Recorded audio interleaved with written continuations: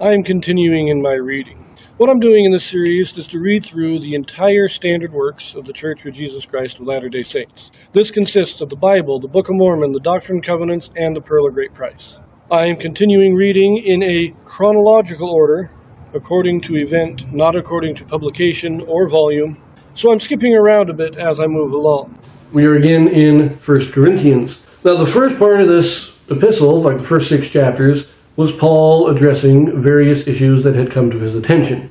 This included things like not accompanying with fornicators, not suing each other at the law. These kind of things that he had been getting some reports from Chloe and Apollos about some of these issues in the church. Starting in chapter 7, he started answering questions that the Corinthian saints were asking in a letter that they had written to Paul. He first talked about the relationship between marriage and the ministry. That was chapter 7. In chapter 8, he talked about don't give the appearance of evil. That's what we read last. We now pick this up in chapter 9. In this video, we have a Joseph Smith translation. And what the Joseph Smith translation is, this is a translation or correction done by Joseph Smith to restore those passages that have been lost or corrupted over the years. 1 Corinthians chapter 9. Am I not an apostle? Am I not free? Have I not seen Jesus Christ our Lord? Are not ye my work in the Lord?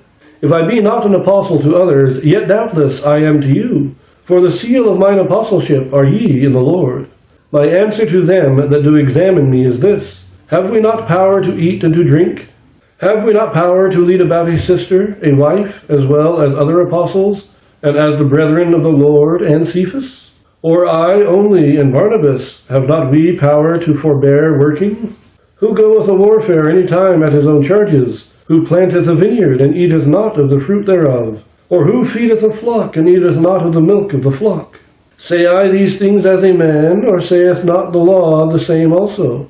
For it is written in the law of Moses, Thou shalt not muzzle the mouth of the ox that treadeth out the corn. Doth God take care for oxen? Or saith he it altogether for our sakes? For our sakes, no doubt this is written, that he that ploweth should plow in hope, and that he that thresheth in hope should be partner of his hope. If we have sown unto you spiritual things, is it a great thing if we shall reap your carnal things? If others be partakers of this power over you, are not we rather? Nevertheless, we have not used this power, but suffer all things, lest we should hinder the gospel of Christ. Do ye not know that they which minister about holy things live of the things of the temple? And they which wait at the altar are partakers with the altar. Even so hath the Lord ordained that they which preach the gospel should live of the gospel. But I have used none of these things, neither have I written these things, that it should be so done unto me. For it were better for me to die, than that any man should make my glory void. For though I preach the gospel, I have nothing to glory of, for necessity is laid upon me. Yea, woe is unto me if I preach not the gospel. For if I do this thing willingly, I have a reward. But if against my will a dispensation of the gospel is committed unto me, what is my reward then? Verily that, when I preach the gospel, I may make the gospel of Christ without charge, that I abuse not my power in the gospel. For though I be free from all men, yet have I made myself servant unto all, that I might gain the more. And unto the Jews I became as a Jew, that I might gain the Jews. To them that are under the law, as under the law, that I might gain them that are under the law. To them that are without law, as without law, being not without law to God, but under the law to Christ, that I might gain them that are without law. To the weak became I as weak, that I might gain the weak. I am made all things to all men, that I might by all means save some. And this I do for the gospel's sake, that I might be partaker thereof with you. Know ye not that they which run in a race run all, but one receiveth the prize? So run that ye may obtain. And every man that striveth for the mastery is temperate in all things. Now they do it to obtain a corruptible crown, but we an incorruptible. I therefore so run, not as uncertainly, so fight I, not as one that beateth the air. But I keep under my body, and bring it into subjection, lest that by any means, when I have preached to others, I myself should be a castaway. Very interesting. Paul here is defending himself. Apparently, some people in Corinth had raised questions about his authority. Was he really an apostle? Did he really have the authority of Christ?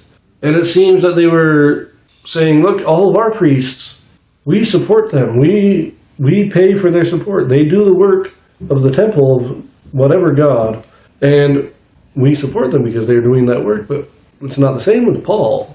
Paul's coming through, and he's doing his stuff. He's not acting like a religious minister. That's what it seems to me is the complaint that is being made, and Paul's saying, wait, I am an apostle. I have the same authority. I can have my wife. I can do all this stuff just like all the other apostles do. And yes, I can even claim a right to support from the people, just as the priests under the law of Moses were supported by the tithes of the people. But I don't, because I don't want that to interfere with the ministry. He even says, I can show off my power, but I don't, because that is not what is needed. In order to bring people under Christ, I work the way I work because this is what is most effective. I do not want to be accountable. I do not want to be thought of as being beholden to anybody else. I pave my own way. I support myself, and I do the ministry. It's a very interesting chapter.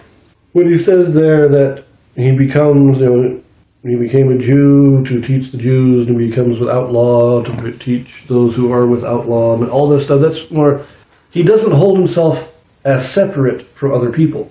He goes down and he engages them in their own lives. With the Jews, he engages them in the synagogue, reasons with them through the scriptures. With the Greeks, he goes into their places of reason, their schools, whatever, and he speaks with them through their lives. When he says that he makes himself weak, it's saying he's going down to the lower class. He's going down to those like the slaves. He will go and he will work in the fields with the slaves to teach the slaves. That's what he's talking about. He meets people where they're at and draws them to Christ. Now, there is some Joseph Smith translations here. Well, there's one. Verse 24 says, Know ye not that they which run in a race run all, but one receiveth the prize? We have the correction. They which run in a race all run. That's a minor grammatical correction. Then it says, but only one receiveth the prize. Again, minor clarification, minor grammatical correction, nothing significant. But on this point, he's not saying that only one person is going to be saved. But he is saying that in order to win, you have to meet the requirement. So just as only one person wins, that's the requirement in a race. In order to win, you have to be the first one there. In the race of life, in order to gain the prize, there are certain requirements that have to be done. And if you do them, you will gain the prize. Going to leave that here, and I will read chapter 10 next, so I will see you there.